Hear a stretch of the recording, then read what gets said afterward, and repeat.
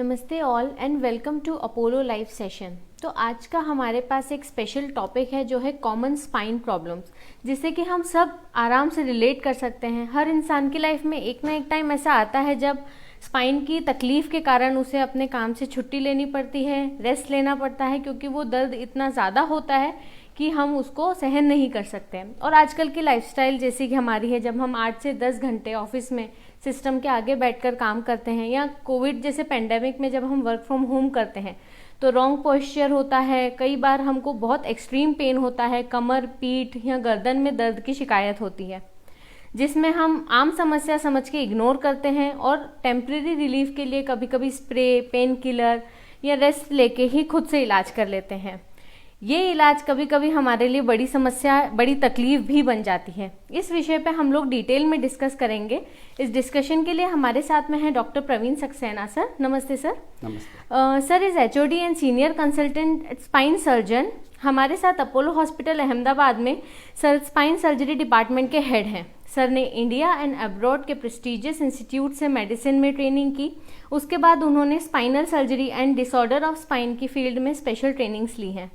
अपने department of experience and personal expertise के साथ सर ने 7,000 से ज़्यादा पेशेंट्स को अपनी surgical and non surgical curative methodologies including robotic surgeries के साथ सक्सेसफुली ट्रीट किया है।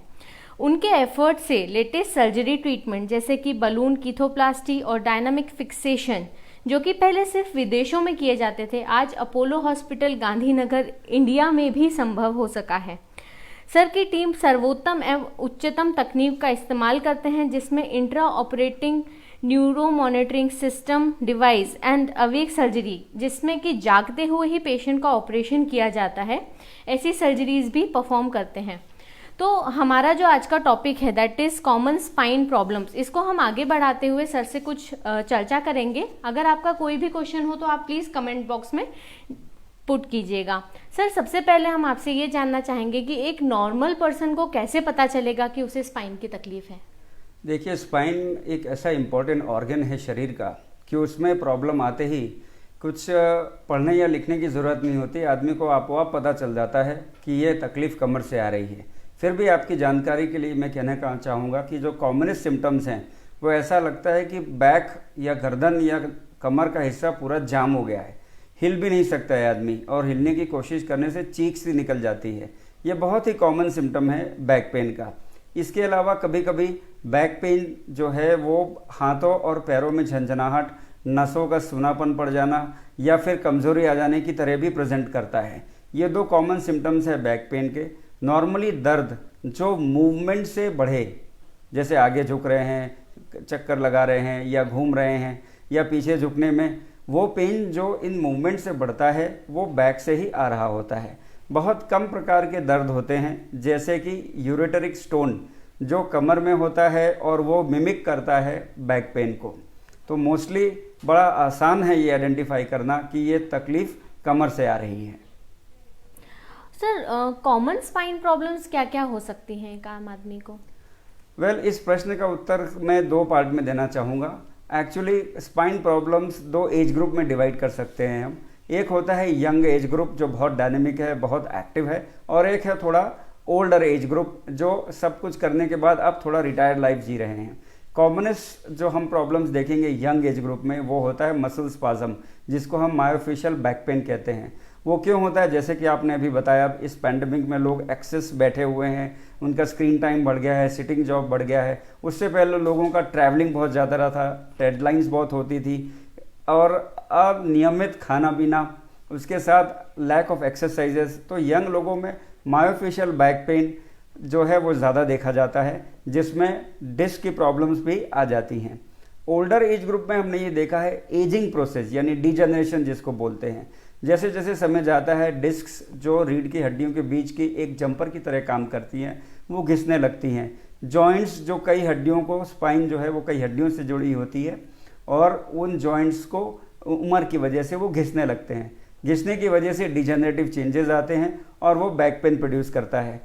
इन केसेस में हम डिजनरेटिव जो कंडीशन है जिसको हम स्पॉन्डिलोसिस कहते हैं, ओल्डर एज ग्रुप में ज़्यादा देखी जाती हैं। तो दोनों एज ग्रुप में अलग अलग प्रॉब्लम्स हैं, अलग अलग उनके कारण हैं, और इसी तरह हम उनको अलग अलग ट्रीटमेंट भी ऑप्शन देते हैं। सर, एक हमारे व्यूअर का क्वेश्चन आया है कि sir I have spinal cord problem, what should I do now?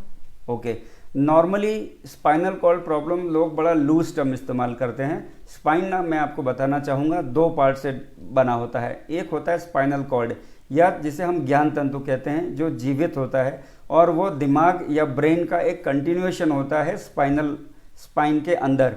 Spinal cord को प्रोटेक्ट करने के लिए, जैसे कि दिमाग को प्रोटेक्ट करने के लिए ईश्वर ने हमें हेड दिया है, स्काल्प दिया है, वैसे ही स्पाइनल कॉर्ड को प्रोटेक्ट करने के लिए स्पाइन के वर्टिब्रास होते हैं, जो मिलजुल के करीब 32 हड्डियां होती हैं जो स्पाइन बनाते हैं। तो अगर आपको स्पाइनल कॉर्ड का प्रॉब्लम है तो वो डायग्नोसिस करना बड़ा ज़रूरी है कि यह नसों की तकलीफ़ है या स्पाइन की तकलीफ़ है। स्पाइन यानी हड्डियों का वो भाग जो स्पाइनल कॉर्ड को प्रोटेक्ट करता है, और स्पाइनल कॉर्ड नसों का वो भाग है जो ब्रेन से आगे कंटिन्यू होता हुआ शरीर में सब जगह पहुंचाता है। तो यदि आपको स्पाइनल कॉर्ड की प्रॉब्लम है तो बेस्ट रहेगा कि आप किसी न्यूरो फिजिशियन से सबसे पहले चर्चा करें।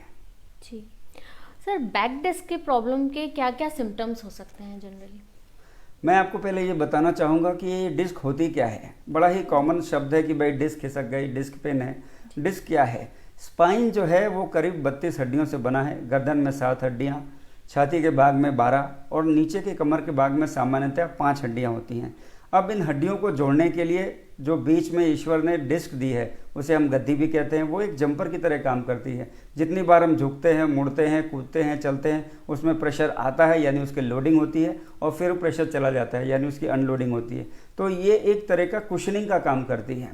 जैसे जैसे ये एजिंग प्रोसेस बढ़ता है या फिर हम उसका इस्तेमाल ठीक से नहीं कर रहे हैं, प्रोलॉन्ग सिटिंग कर रहे हैं, ज़्यादा हैवी वर्क है, ज़्यादा ट्रैवलिंग है, तो ये डिस्क जिसका जंपर का काम होता है वो धीरे धीरे उसका काम कम करने लगती है, यानी उसके कुशनिंग इफेक्ट कम हो जाता है। जैसे कि पुरानी गाड़ी के जंपर्स का, जब ये डिस्क कुशनिंग पूरा नहीं दे पाती है तब धीरे धीरे डिजनरेशन सेट इन करता है और फोर्स आने पर हम लोगों को पेन का अनुभव होता है।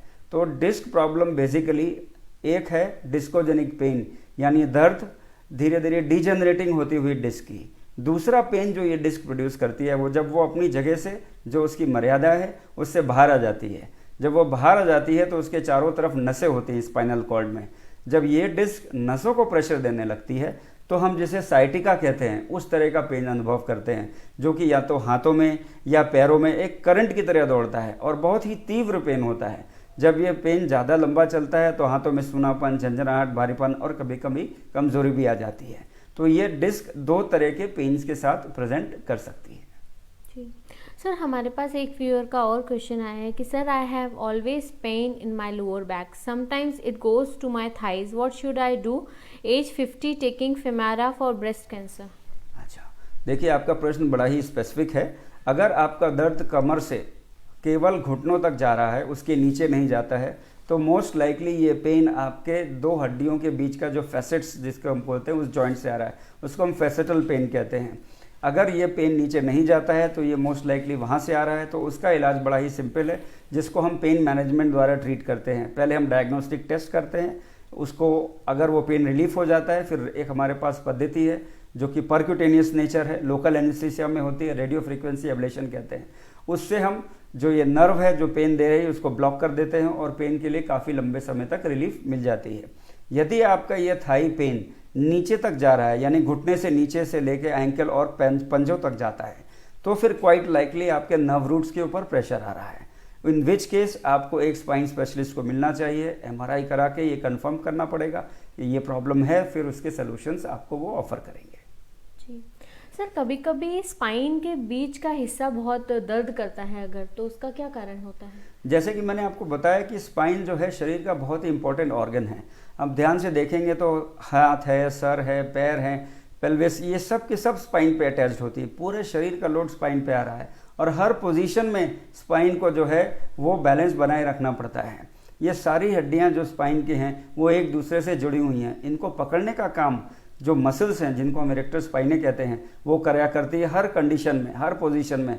केवल इनको मसल्स को तभी आराम मिलता है जब हम आराम से लेटे हों, यानी लेटने के सिवाय हर किसी पोजीशन में ये स्पाइन की मसल्स काम कर रही होती हैं। जब ये मसल्स थकने लगती हैं, जो कि बहुत ही एक्सट्रीम कंडीशन में होता है, तब हमको मिडलाइन बैक पेन शुरू होता है। हालांकि इसकी शुरुआत डिस्क के डिजनरेशन से हो जाती है, लेकिन ये इतनी स्ट्रॉन्ग मसल्स हैं कि सालों तक ये अपना काम डिस्क डिजनरेटेड होने के बावजूद भी अच्छे से करती रहती हैं और हमें बैक पेन का अनुभव नहीं होने देती हैं। सो मिडलाइन बैक पेन अगर आपको है तो आपको एक स्पेशलिस्ट से जितना हो सके उतनी जल्दी कंसल्ट करना चाहिए। जी सर, अगर सर्जरी की हम बात करें तो बैक पेन की जो तकलीफ होती है उसके लिए कब हम सर्जरी करवा सकते हैं? देखिए, ये बहुत ही कॉमन प्रश्न है और एक्चुअली बड़ा अच्छा और महत्वपूर्ण प्रश्न है कि सर्जरी कब करवानी चाहिए। अगेन मैं इसका जवाब कुछ एक पोर्शंस में देना चाहूँगा। सबसे पहले स्पाइन सर्जरी जो है, अगर आपको केवल दर्द है यानी बैक पेन है तो कब करवानी चाहिए। यदि आपको केवल बैक पेन है, आपको पैरों में सूनापन, झंझनाहट, भारीपन महसूस नहीं हो रहा है, या पैरों में दर्द नहीं या हाथों में दर्द नहीं जा रहा है, तो बैक पेन या नेक पेन की सर्जरी तभी करवानी चाहिए जब कम से कम 2 से 3 महीने तक आपने कंजर्वेटिव ट्रीटमेंट लिया हो। कंजर्वेटिव ट्रीटमेंट यानी आपने मेडिसिन्स ली, आपने आराम किया, ज़रूरत पड़ने पे बेल्ट्स का उपयोग किया, ज़रूरत पड़ने पे फिजियोथेरेपी की। ये सारा प्रोसीजर करने के बावजूद भी यदि 3 महीने में आपको कोई आराम नहीं मिलता है, या 3 महीने के करने के बाद भी आपकी तकलीफ़ बढ़ रही है, या फिर 3 महीने ये ट्रीटमेंट लेने के बाद आपको ये महसूस होता है कि मेरे हाथों में अब झुंझुनाहट या सूनापन आने लगा है, तब आपको ये डिसीजन लेना है कि हाँ, अब मुझे सर्जरी करवा लेनी चाहिए। यानी हम जिसे कहते हैं कंजर्वेटिव ट्रीटमेंट के फेलियर के बाद ही बैक पेन वालों पेशेंट्स को सर्जरी के बारे में सोचना चाहिए। बहुत ज़रूरी है कि आप बॉडी को समय दें सेल्फ हीलिंग के लिए। अब आते हैं उन लोगों को जिनको शूटिंग पेन या नर्व रूट पेन या हाथों में सूनापन, झंझनाहट, भारीपन आ रहा है। ऐसे लोगों का ट्रीटमेंट को कब सर्जरी में जाना चाहिए। अगेन इन लोगों को भी पहले कंजर्वेटिव ट्रीटमेंट ज़रूर लेना चाहिए, जिसमें रेस्ट आता है, पट्टों का इस्तेमाल आता है, दवाओं का इस्तेमाल होता है, फिजियोथेरेपी होती है। यदि 6 हफ्ते की इस ट्रीटमेंट के बावजूद आपके दर्द में जो हाथों में या पैरों में जा रहा है कोई आराम नहीं हो रहा है, या दर्द बढ़ रहा है, या दर्द के साथ साथ अगेन सूनापन, झंझनाहट, कमजोरी आ रही है, तो फिर आपको सर्जिकल इंटरवेंशन के बारे में सोचना चाहिए। आखिरी कैटेगरी उन लोगों की होती है जिनको अचानक ही या जल्दी ही सूनापन आ गया, हाथों में, पैरों में झंझनाहट ज़्यादा आने लगी, खड़े रहने में तकलीफ होने लगी, या कमज़ोरी के महसूस कर रहे हैं। ये नर्व सिम्टम्स आने पर ज़्यादा इंतज़ार नहीं करना चाहिए, स्पेशलिस्ट को कंसल्ट करना चाहिए और सर्जिकल डिसीजन लेने में जल्दबाजी करने की बजाय इसके बारे में ध्यान से सोच के डिसीजन लेना चाहिए। यानी नर्व सिम्टम्स अगर आ रहे हैं और बढ़ रहे हैं, या आपको पैरालिसिस का अनुभव होने शुरू हो गया है, तो जल्दी से डिसीजन लेना चाहिए। सर, एक हमारे व्यूअर का और क्वेश्चन आया है कि I have a left side lower back and leg pain, what should I do? Okay, lower back और लेग पेन, अगेन वो स्पेसिफिकेशन ये होना चाहिए कि ये लेग पेन आपका पूरे पैर में जाता है, करंट की तरह जा रहा है, या फिर ये कंटिन्यूअस पेन है। मोस्ट ऑफ द टाइम्स ये पेन फैसेटल ओरिजिन का होता है, या सैक्रोइलेट जॉइंट या सैक्रोइलाइटिस जिसे हम कहते हैं, इस तरह का पेन भी इसी तरह के प्रॉब्लम जो है, इस तरह के पेन का अनुभव कराती है। तो आपको सबसे पहले 2-3 दिन रेस्ट लेना चाहिए। गर्म पानी का जहाँ बैक पेन है वहाँ सिकाई कर सकते हैं, और ज़रूरत पड़ने पर आप कोई माइल्ड एनाल्जेसिक जैसे कोई पैरासीटामोल 650 मिलीग्राम ले सकते हैं। यदि इससे आपको इम्प्रूवमेंट नहीं है तो आपको स्पेशलिस्ट से कंसल्ट करना चाहिए। जी, एक और इनका सर क्वेश्चन है कि C5-6 सर्जरी का सक्सेस रेट क्या होता है? ओके, ये क्वेश्चन थोड़ा जनरलाइज्ड है। C5-6 यानी गर्दन के 5वें और 6ठे रीढ़ की हड्डी के बीच की डिस्क की जो प्रॉब्लम होती है, उसमें ये 5-6 सर्जरी की जाती है। सर्जरी के कई कारण हो सकते हैं, जिसमें इन्फेक्शन जैसे कि टीबी या बैक्टीरियल इन्फेक्शन हो सकता है, या फिर डिजेनरेशन हो सकता है, या डिस्क बाहर आ गई हो उसकी वजह से हो सकता है, या 5-6 के पीछे प्रेशर की वजह से कॉर्ड में प्रेशर आ रहा हो, जिसे हम माइलोपैथी कहते हैं, उसकी वजह से भी हो सकता है। तो कई तरह की सर्जरीज 5-6 के बीच में की जा सकती हैं, जो कि आगे और पीछे से करी जाती हैं। आपके केस में क्या प्रॉब्लम है, ये इस आपके प्रश्न से बहुत क्लियर नहीं है। यदि आप चाहेंगे तो आप फर्दर कम्युनिकेशन हमारे जो वेबसाइट है उसमें जाके मुझसे कर सकते हैं।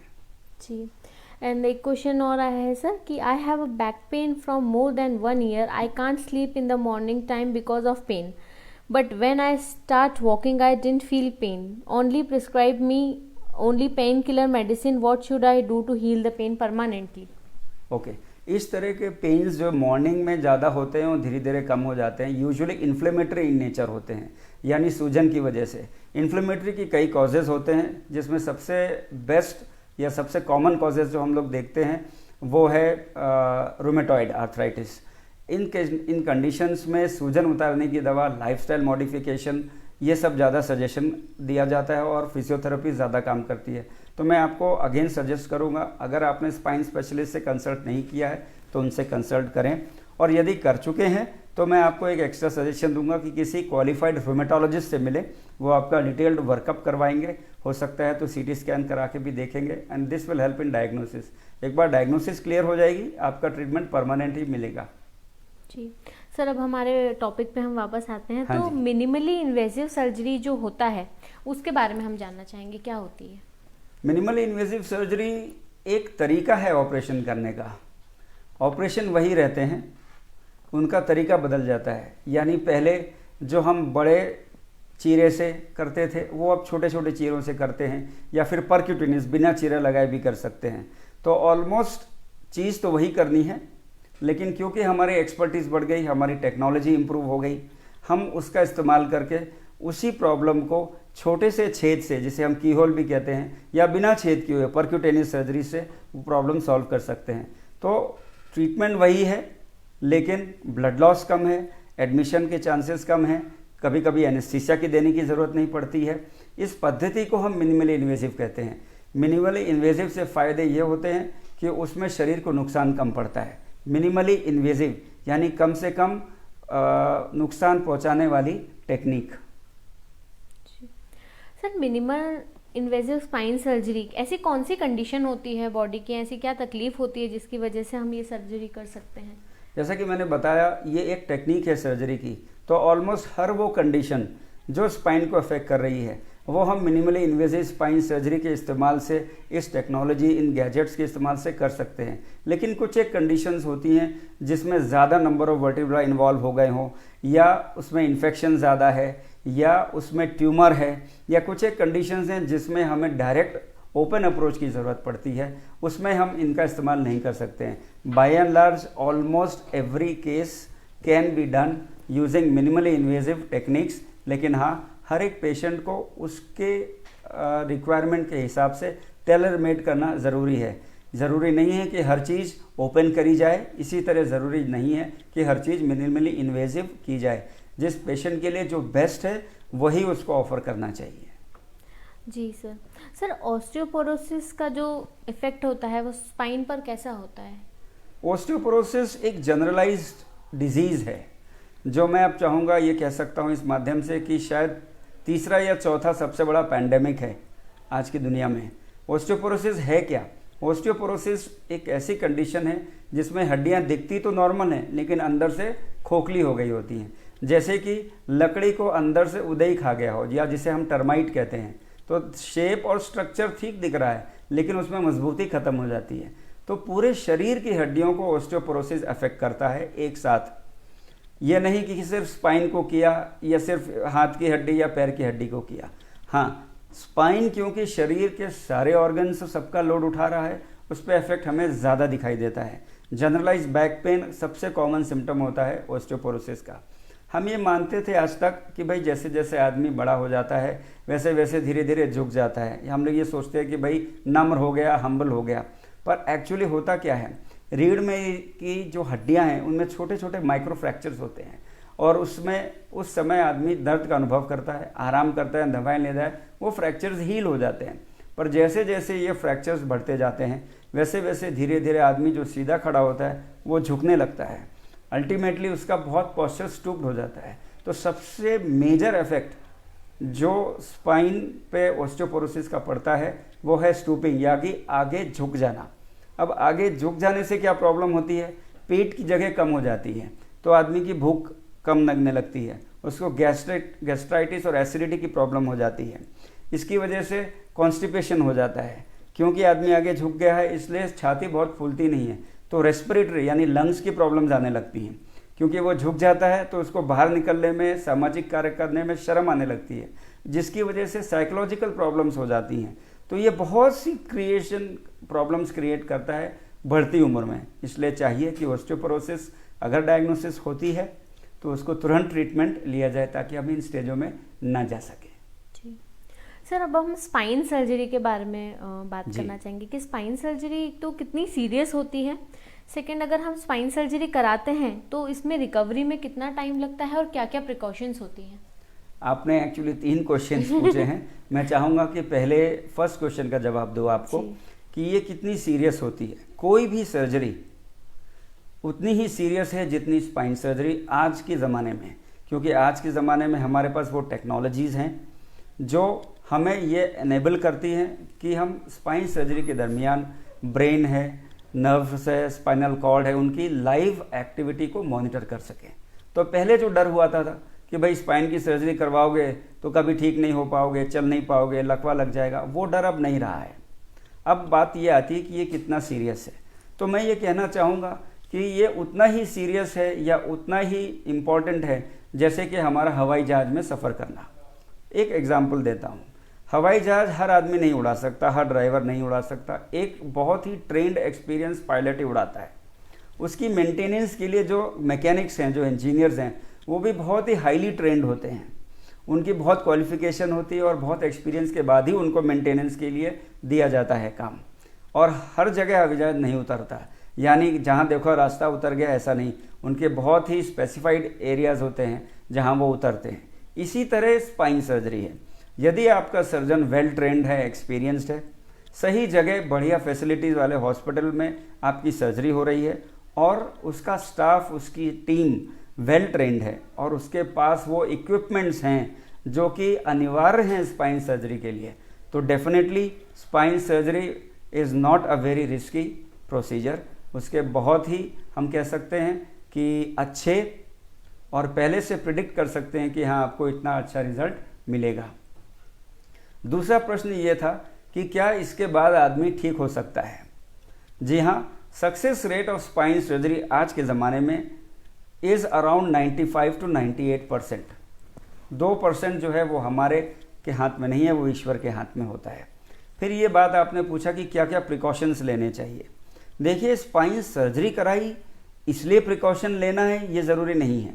स्पाइन सर्जरी ना करवाना पड़े तब भी प्रिकॉशन लेने की ज़रूरत है। यानी आप उस स्टेज तक ना पहुँचें कि मुझे सर्जरी ज़रूरत पड़े, तभी से प्रिकॉशन लें तो बेटर है। तो हमारे में जैसे कहते हैं prevention is better than cure. लेकिन हाँ, सर्जरी के बाद यूजुअली पहले 3 से 6 महीने तक, डिपेंडिंग अपॉन क्या आपको तकलीफ थी या क्या सर्जरी करी गई है, कई एक प्रिकॉशंस करे जाते हैं। जैसे कि ज़मीन पर बैठना है, आगे झुक के भारी सामान उठाना है, कंटिन्यूस सिटिंग ट्रैवलिंग करना है, ये आपको अवॉइड करने की सलाह दी जाती है। जी स्पाइन सर्जरी के बारे में जैसे सर आपने हमें डिटेल में बताया, इसका कोई साइड इफ़ेक्ट होता है? देखिए, जब भी आप ईश्वर की बनाई हुई मशीनरी यानी हमारी बॉडी में हस्तक्षेप करेंगे, कुछ ना कुछ साइड इफ़ेक्ट ज़रूर होता है। Most of the time spine surgery में हम क्या इंटरवेंशन कर रहे हैं, क्या चीज़, क्या सर्जिकल प्रोसीजर कर रहे हैं, उससे पता चलता है कि भाई क्या साइड इफ़ेक्ट होगा। मान लीजिए एक सिंपल एग्जांपल, जो हम डिस्क बोलते हैं कि भाई डिस्क निकल गई है, इस तरह की माइक्रो एंडोस्कोपिक सर्जरीज़ में कोई साइड इफ़ेक्ट नहीं होता है। लेकिन मेजर सर्जरीज़ हैं जिसमें स्क्रूज डालने की ज़रूरत पड़ी या रिकन्स्ट्रक्शन की ज़रूरत पड़ी या ट्यूमर सर्जरीज़ हैं, इनमें डेफिनेटली साइड इफ़ेक्ट्स आते हैं डिपेंडिंग अपॉन किस तरह की सर्जरी करी गई। जैसे कि कभी कभी काफ़ी ऊपर से नीचे तक फिक्सेस करना पड़ता है तो बॉडी थोड़ी स्टिफ हो जाती है।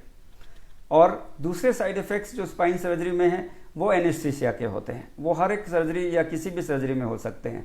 एनेस्थीसिया की अपनी खुद की रिस्क होती है, जिसमें कि कार्डियक अरेस्ट है, लंग के प्रॉब्लम्स हैं, एक्सट्यूबेशन के इश्यूज़ हैं, हार्ट इश्यूज़ हैं या किडनी इश्यूज़ आ सकते हैं। तो ये साइड इफ़ेक्ट्स के सिर्फ स्पाइन के लिए स्पेसिफिक नहीं है। मोस्ट ऑफ द टाइम्स ये साइड इफ़ेक्ट्स बहुत छोटे होते हैं, सेल्फ लिमिटिंग होते हैं और समय निकलते ये सब दूर हो जाते हैं। जी सर, अब हम स्पाइनल फ्यूजन के बारे में बात करना चाहते हैं और क्या इसके बाद हम लोग नॉर्मल लाइफ जी सकते हैं? जी, स्पाइनल फ्यूजन एक बेसिक सर्जरी है स्पाइन में, जो पिछले 35-40 साल से बहुत ही सक्सेसफुली करी जा रही है।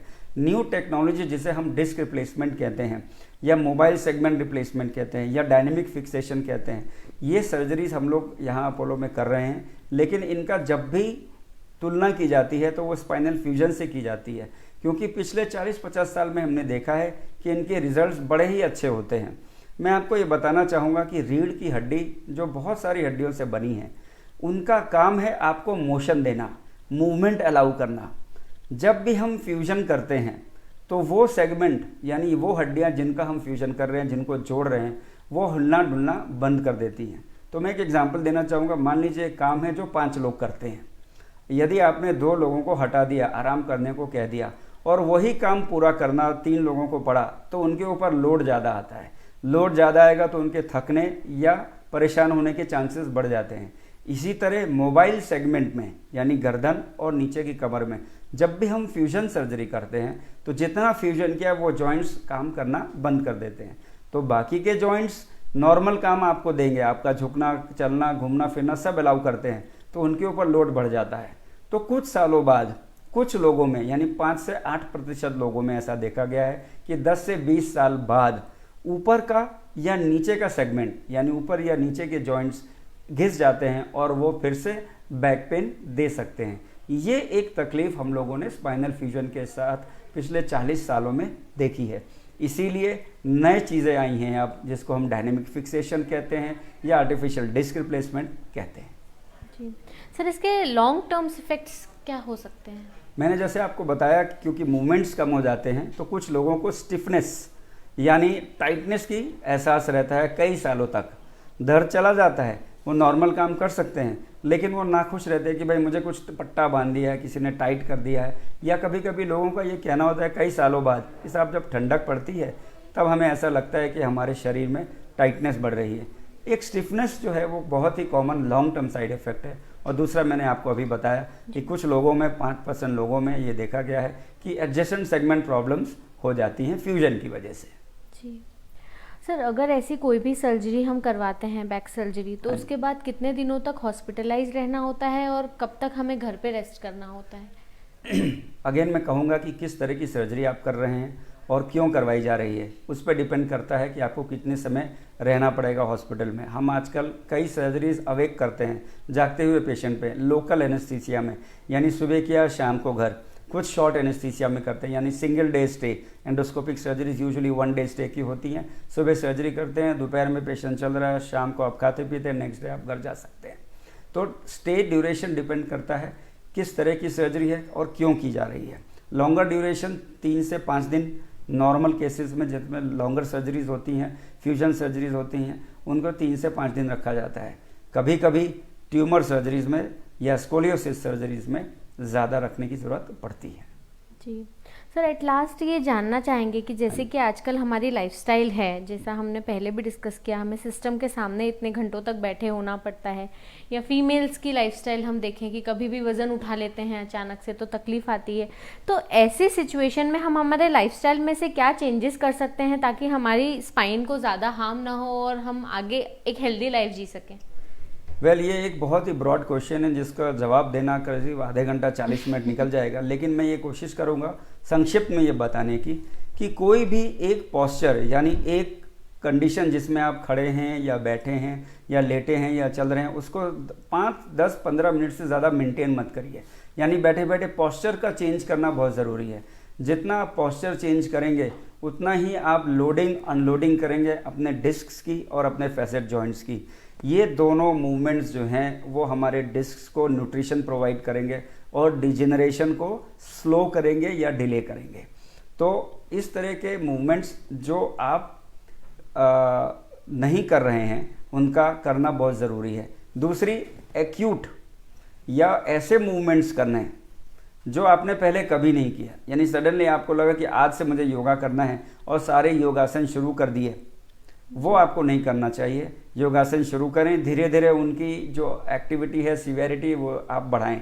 तो चेंज ऑफ एक्टिविटी सडन नहीं होनी चाहिए। एकदम से भारी वजन उठा लिया, दिवाली की सफाई में हमने अक्सर देखा है लोगों को स्पेशली महिलाओं को कि सारा घर की सफाई करते हैं और फिर 15-20 दिन जो है वो दर्द के मारे उनको आराम करना पड़ता है। तो sudden change in activities, sudden loading, lifting heavy weights, continuous sitting and travelling, bending and lifting heavy weights, आगे झुक के भारी सामान उठाना, यह बहुत सही बात नहीं है। ओल्डर लोगों को मैं कहूँगा कि हो सके तो इंडियन टॉयलेट का इस्तेमाल ना रखें, हो सके तो कमोड का इस्तेमाल करें या वेस्टर्न टॉयलेट, ताकि नीचे से आपको बैठ के टॉयलेट करते समय उठने की ज़रूरत ना पड़े। इससे घुटनों पे भी कम जोर पड़ेगा और कमर पर भी। इन शॉर्ट, लाइफस्टाइल चेंज करने से काफ़ी फ़ायदा होगा। इसकी सारी जानकारी हम हमारी वेबसाइट पे भी देते हैं। हमने एक बुक बनाई है जिसमें लोगों को कैसे उठना, बैठना, लेटना, खड़े रहना, सोना, चलना, इसकी जानकारी दी जाती है। जी सर, इसके साथ ही हमारा एक और व्यूअर का क्वेश्चन आया है। हाँ जी। कि sir please tell me about rheumatic arthritis. Rheumatic arthritis एक बहुत ही जनरलाइज टर्म है जिसके बारे में इतने शॉर्ट मोमेंट में कहना बड़ा मुश्किल है, पर जनरली मैं आपको बताऊं, ये एक इन्फ्लेमेटरी डिजीज़ है। इसे हम ऑटो इम्यून डिजीज़ मानते हैं, यानी शरीर का डिफेंस सिस्टम खुद ही अपने ही कुछ जॉइंट्स को, जिसे हम यूजुअली रिकग्नाइज करते हैं साइनोवियल जॉइंट्स को, बाहरी मानता है और उस पर अटैक कर देता है। तो इसका ट्रीटमेंट यूजुअली मेडिसिन से होता है, फिजियोथेरेपी से होता है, लाइफस्टाइल चेंजेस से होता है। अगर आप रोमेटॉइड आर्थराइटिस से सफ़र कर रहे हैं तो आप स्पेशलिस्ट रोमेटोलॉजिस्ट होते हैं, उनको संपर्क करें, उनसे कंसल्ट करें। They are in much better position to help you. जी, तो इसी के साथ हम सर को थैंक यू बोलेंगे। एंड सर ने जो हमें इतना इम्पोर्टेंट और इतना ऑस्पिशियस जानकारी दी है उसके लिए भी। जैसा कि स्पाइन प्रॉब्लम हम सब फेस करते हैं और जैसा सर ने कहा हम इसे प्रिवेंट भी कर सकते हैं, तो हमें उस पर ध्यान देना चाहिए। और अगर ऐसी भी कोई तकलीफ हमें होती है तो हमें सबसे पहले अपने डॉक्टर को दिखाना चाहिए, एक अच्छे स्पेशलिस्ट को दिखाना चाहिए। डॉक्टर प्रवीण सक्सेना सर हमारे साथ अपोलो हॉस्पिटल अहमदाबाद में अवेलेबल होते हैं। उनके लिए आप हमारी वेबसाइट जो है आस्क अपोलो, उस पर भी आप सर्च कर सकते हैं, उस पर भी आप जानकारी प्राप्त कर सकते हैं। और सर से मिलने के लिए आप हमारे हेल्पलाइन नंबर 7698815003 पे भी कांटेक्ट कर सकते हैं। Thank you so much sir. Thank you, नमस्कार।